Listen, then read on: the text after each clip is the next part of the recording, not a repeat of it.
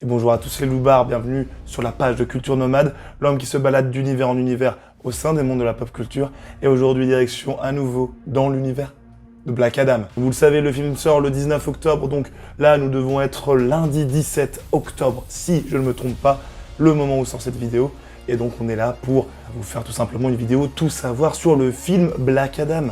Parce que bon, il est temps d'être prêt quand même. Le film il sort dans 2 jours, tu sais pas encore de quoi ça parle, tu sais pas pourquoi il est aussi important dans le DCEU, ou du moins pourquoi il se présente comme étant essentiel à l'avenir du DC Extended Universe. Eh bien, tu es au bon endroit. Parce qu'aujourd'hui, on va revenir sur les points les plus importants autour de ce film. Donc j'espère que vous êtes confortablement installés, parce que c'est parti. Bon, je vous ai dit synopsis, mais bien entendu, on va faire un petit préambule aussi par rapport au film en soi.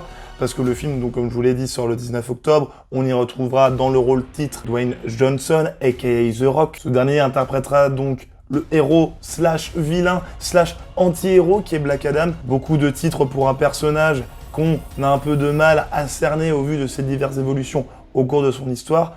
D'ailleurs, pour en savoir un peu plus concernant cette complexité autour de tous ces titres, je vous invite à vous rendre directement sur la vidéo qui est Black Adam dans les comics que j'ai sortis la semaine dernière. Donc n'hésitez pas à cliquer et vous en saurez du coup beaucoup sur ce personnage qui est, on peut le dire, assez gris et non pas noir ou blanc, si vous voyez ce que je veux dire. The Rock est par ailleurs présenté comme étant l'instigateur d'une révolution au sein des films du DCEU. En effet, vu tout le marketing qu'il y a autour, on a l'impression qu'ils sont en train de promouvoir la renaissance de cet univers cinématographique partagé entre plusieurs héros de DC. On espère vraiment de tout cœur que ce sera le cas, parce que j'ai l'impression que Dwayne Johnson, on ne peut rien lui refuser. Il y a notamment des informations qui ont été divulguées concernant l'avenir de certains personnages donc de ce film au sein du DCEU et le retour de peut-être certains d'entre eux. Mais bref, je n'en dis pas plus. Je ne vais pas vous spoil, je ne vais pas me spoil non plus. Voilà, je vois un peu les rumeurs, même certaines choses qui ont l'air sûres à 200%, mais on va pas rentrer dans le détail. Ce sera la surprise au cinéma. Black Adam est d'ailleurs coproduit avec la société de production détenue par The Rock, prénommée Seven Bucks Production. C'est pas la première fois que ces sociétés de production, on a pu la voir à l'œuvre.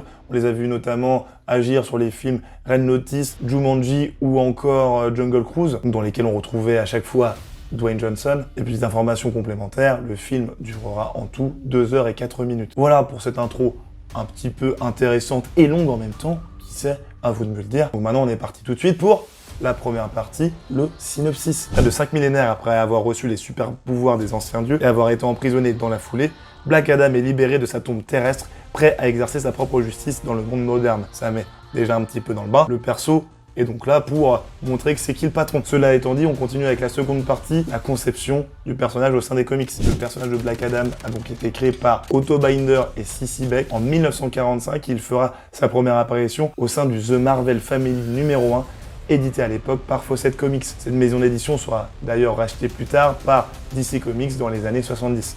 Comme vous pouvez le voir déjà, le personnage est très vieux vu qu'il a été créé en 1945 et il va bientôt souffler ses 80 bougies. Comme vous avez pu le voir avec la couverture du numéro 1 de The Marvel Family, c'est un antagoniste très ancien du personnage qu'on appelle aujourd'hui Shazam, mais qui était anciennement appelé Captain Marvel. Non pas le ou la Captain Marvel côté Marvel Comics, mais bon, là on va rentrer dans une autre histoire parce que il y a eu une question de droit, donc Marvel ont pu récupérer le nom de Captain Marvel et donc DC n'a plus la possibilité de s'en servir, mais bon, on n'est pas là pour rentrer plus dans le détail de ce débat-là. J'avais écrit d'ailleurs un article à l'époque chez La Sueur à ce sujet-là, donc je vous invite à aller le voir, je vous le mettrai potentiellement dans la description. Il est donc considéré comme un ennemi redoutable, voire le plus puissant de Shazam, et c'est aussi le personnage qui a reçu pour la première fois les pouvoirs du sorcier Shazam. Donc en fait, quand on crie le nom du sorcier, on se transforme si on a pu recevoir les pouvoirs. Et Black Adam était considéré comme son premier champion, comme je vous l'ai dit. Et le second aura été donc Billy Batson, a.k.a. Shazam. Et non pas le sorcier Shazam. Donc ici, il faut bien faire la différence entre le sorcier Shazam et le super-héros Shazam. Un peu compliqué, mais vous allez vite comprendre, il n'y a pas de souci. De toute façon, On reviendra pas là-dessus. Passons à la partie 3, l'équipe du film. On retrouve à la réalisation Jaume Collet-Serra, qui est habitué d'ailleurs à travailler souvent avec The Rock. On a pu le retrouver notamment sur Jungle Cruise et il a aussi été réalisateur au sein du film Esther. À la composition, on retrouve Lorne Balfe, qui s'est occupé donc lui de la bande son. On aurait pu le voir sur des films comme Black Widow ou Mission Impossible Fallout. Au niveau scénariste, on en a 3 en tout. On retrouve Adam Stickiel, excusez-moi si je le prononce mal. Il a notamment scénarisé le film Rampage, hors de contrôle, dans lequel on pouvait encore retrouver Dwayne Johnson. Et les autres scénaristes sont Rory Ennes et Sohrab Noshirvani, qui ont travaillé tous les deux sur des séries et films que sont Désignés coupables ou encore la série Informée. Au niveau des acteurs, hors Dwayne Johnson, on retrouve Alice Hodge, qui incarnera le super-héros Ellie Hawkman. Vous avez pu le voir notamment dans les films Les Figures de l'Ombre ou One Night in Miami. Ensuite, nous avons Noah Centineo, qui incarnera le personnage d'Atom Smasher, héros qui peut notamment changer sa taille en agissant sur les molécules de son corps. Cela vous rappellera potentiellement un certain Ant-Man. Vous avez pu notamment retrouver Noah au sein des productions À tous les garçons que j'ai aimés ou The Perfect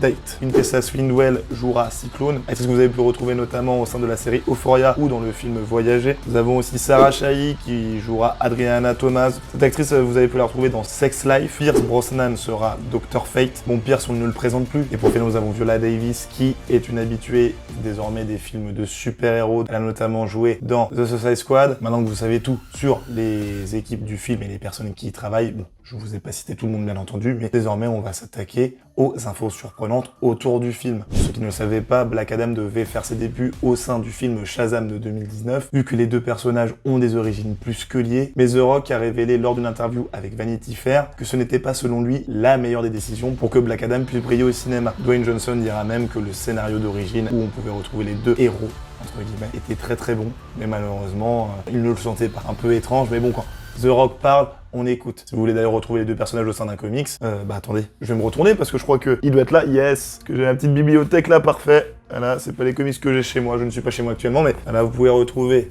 les deux persos au sein du comics Shazam, qui est très très bon, c'est une histoire qui se lit toute seule, voilà, scénarisée par Geoff Jones et dessinée par Gary Frank, donc duo légendaire. Et donc je vous conseille de le lire si vous voulez avoir un petit avant-goût des aventures, enfin de l'histoire de Black Adam et des aventures de Shazam. D'ailleurs, il aura beaucoup inspiré le film Shazam de 2019. Cela étant dit, c'est donc grâce à The Rock que nous avons eu le droit à un film Shazam d'un côté et un film Black Adam de l'autre. D'autre part, il avait été dit que Hawkgirl devait aussi apparaître dans le long métrage, mais cependant, à cause de raisons dites compliquées selon The Rock, ils ont décidé de remplacer Hawkgirl par la super-héroïne qu'est Cyclone. D'autre part, concernant la vision de The Rock par rapport à l'univers de Marvel, il a dit lors d'une interview avec AP Entertainment sur le tapis rouge de l'avant-première de Black Adam qu'il ne souhaitait pas jouer dans les films de Marvel, bien qu'il félicitait le travail de Kevin Feige pour avoir créé un univers aussi important, aussi bien cinématographiquement qu'économiquement, et il dit être dédié à cette nouvelle ère qui est en train de se créer chez DC. D'ailleurs, notre bon vieux Dwayne n'est pas du tout contre un crossover entre les personnages de DC Comics et ceux de Marvel au sein d'un projet du coup live action. Je me permets de donner mon petit avis, pour ma part, je suis totalement contre, même si ça s'est déjà vu dans les comics. Mieux vaut éviter de mélanger tous ces univers et continuons de nous balader d'un univers à un autre en tant que spectateur. Je dis ça, je dis rien. Après, peut-être qu'on sera pas à l'abri d'une bonne surprise, mais j'en doute. Ce sont désormais aux premiers avis qui sont tombés sur Black Adam. A priori, on est face à un film qui semble être grandiose. Le chroniqueur et journaliste Brandon Davis a notamment dit que le film nous réservait 100% d'action en gros et que les personnages dans leur globalité était très intéressant, notamment Tess Adam, qui est du coup la version humaine de Black Adam, et Dr. Fate. Eric Davis a dit quant à lui que le film était incroyablement rempli d'action, qu'il a beaucoup apprécié les personnages d'Hawkman interprétés par Alice Hodge ou encore de Dr. Fate encore une fois interprété par Pierce Brosnan. Il veut beaucoup plus de films autour de la Justice Society of America, donc c'est le premier groupe de super-héros avant la Justice League au sein de DC Comics, dans lequel on pouvait retrouver du coup Dr. Fate, Atom Smasher, Hawkgirl, Hawkman. Moi j'attends de voir pour pouvoir me faire un avis. Il dit aussi qu'il y a une création d'univers qui est potentiellement la meilleure au sein de tous les films d'ici que nous ayons eu à ce jour. Après ça reste des avis de journalistes, nous verrons bien ce que les spectateurs du monde entier diront lorsque le film sortira. Mais a priori, ça sent plutôt bon. Et pour cette dernière partie, on va s'intéresser à l'avenir de Black Adam, le rêve de The Rock et tout ce qu'il y a autour de ce film, d'après ce qu'il a dit, sont que Black Adam puisse affronter l'alien venant de Krypton, qui n'est autre que Superman. Il veut à tout prix voir ces deux personnages iconiques s'affronter et se massacrer la tête. Un Superman versus Black Adam à l'image d'un Batman versus Superman pourrait donc un jour voir le jour. Et bien entendu, ce que nous voulons voir aussi, c'est Shazam et Black Adam dans un même film. Sachant que Zachary Levi avait dit en 2019, lors d'une convention allemande appelée la CCXP, que les deux personnages devaient faire leur bout de chemin, chacun de leur côté, jusqu'à se retrouver après un Shazam 3 ou même dans un Shazam 3. Voilà messieurs, dames, maintenant vous savez tout ce qu'il y a à savoir sur le film de Black Adam avant d'aller le voir au cinéma ou peut-être même après. J'espère que cette vidéo vous aura plu. Abonnez-vous, partagez la vidéo, lâchez un like et même un commentaire, cela permettra de donner de la visibilité à la chaîne. Vous pouvez aussi me suivre sur mes divers réseaux sociaux que sont Twitter, TikTok et Instagram. Et moi, il ne me reste plus que vous souhaiter une bonne soirée, un bon après-midi ou une bonne matinée dans l'ordre que vous voulez. Et je vous dis à la prochaine dans de nouveaux univers. Salut!